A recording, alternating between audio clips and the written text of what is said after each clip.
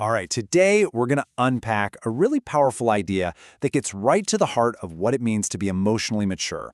It's called differentiation of self. And I'm telling you, once you get it, you might just see yourself and pretty much all of your relationships in a totally new way.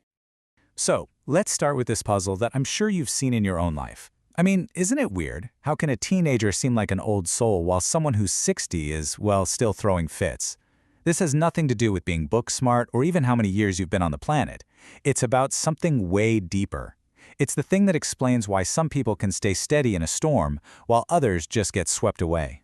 And the answer to that puzzle is this idea of differentiation. Okay, so what is this thing? This secret sauce for emotional maturity? Let's dive in and break down what differentiation actually means. At its heart, differentiation of self, which comes from psychiatrist Murray Bowen's work on family systems, is all about balance. It's your ability to think for yourself, to be your own person, while still staying connected in a meaningful way to the people you care about. It's basically the skill of not getting instantly hijacked by all the emotional pressure, whether that pressure is coming from inside your own head or from everyone around you.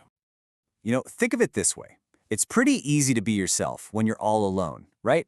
And it's also pretty easy to just go with the flow when you're in a group.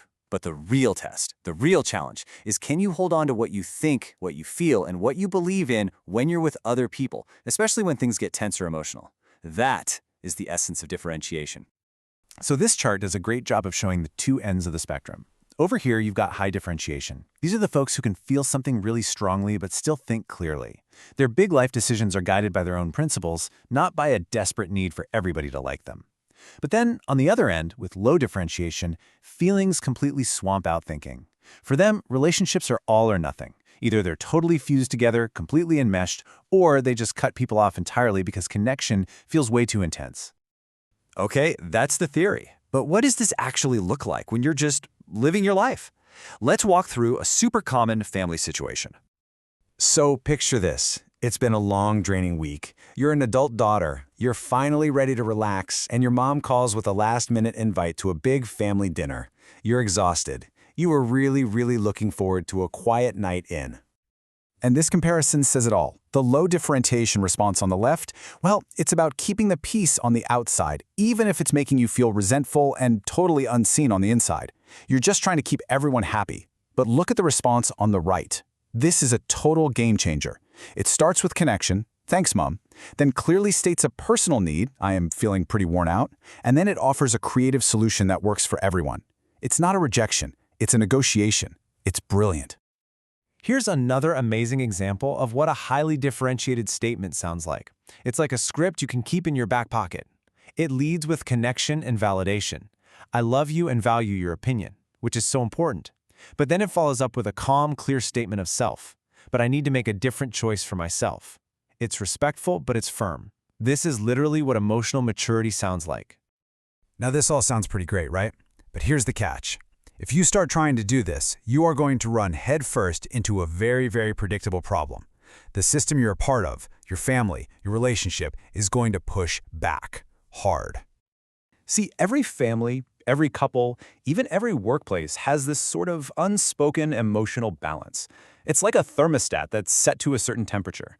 Everybody knows their role, and things stay predictable. But when you start to change your role by, say, setting a new boundary or speaking your mind, you mess with that whole balance. And that creates anxiety. So the system's automatic reaction is to do whatever it can to get things back to the way they were. Because even an unhealthy pattern can feel safer than an unknown one. And the crazy thing is, this pushback almost always follows the same 3 steps. First, you'll be told you're wrong. How could you be so selfish? Or, that's not very nice. Then comes the direct pressure to change back. Oh, just come on, don't make such a big deal out of it. And finally, if you still hold your ground, you might face some consequences. Guilt trips, the silent treatment, some kind of emotional punishment. The key is knowing these steps are coming so they don't knock you off your feet. So if we know that pushback is pretty much guaranteed, how do we get ready for it? How do we actually build this differentiation muscle? Let's walk through 5 super practical steps you can start to use, like today. Okay, step 1, recognize. Start to notice your body's tells. That tightness in your chest, the heat rising in your face, that's your signal. Step 2, find your calm. Before you say a single word, just hit the pause button, take a deep breath, walk out of the room for a minute. Whatever it takes to get your thinking brain back in charge. Step 3, find your clarity. Ask yourself, okay, what do I actually want here? What do I think? Step 4, speak your truth with respect. Calmly and clearly state your position. And then step 5, and this one is the secret weapon, plan. You know the change back pressure is coming, so decide ahead of time how you're going to respond when it does, so you don't get sucked back into that old reactive dance. I know this sounds like a lot of hard, personal work, and it is. But here's the truly amazing part. The work you do doesn't just benefit you. It creates this incredible ripple effect through your entire family system.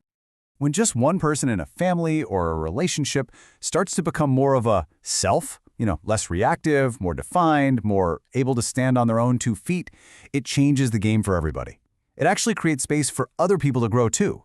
Your calm, thoughtful presence can lower the anxiety for the whole group, and it kind of invites everyone else to be a little more mature too. And honestly, this is the most hopeful part of this whole idea. As this quote says, the process is contagious, but in the best possible way. One person's growth can literally set off a positive chain reaction. A husband becomes more of a self, which gives his wife space to do the same, and then their kids start to soak up this new, healthier way of being. Your growth doesn't happen in a bubble. It echoes through everyone you're connected to. So why does all this matter? Because when you work on your own emotional maturity, you're not just making your own life less stressful. You are creating a new blueprint. You're modeling a healthy template for your kids, for your partner, for everyone in your life. You're showing them what it looks like to be a whole, solid person who is still deeply connected to others. You are literally breaking cycles that might have been passed down for generations. So look, the question isn't whether this is easy. It's not. It's hard work. The real question is whether it's worth it. So think about your own life, your own relationships. What is one small step you can take? What's the very first ripple you want to create?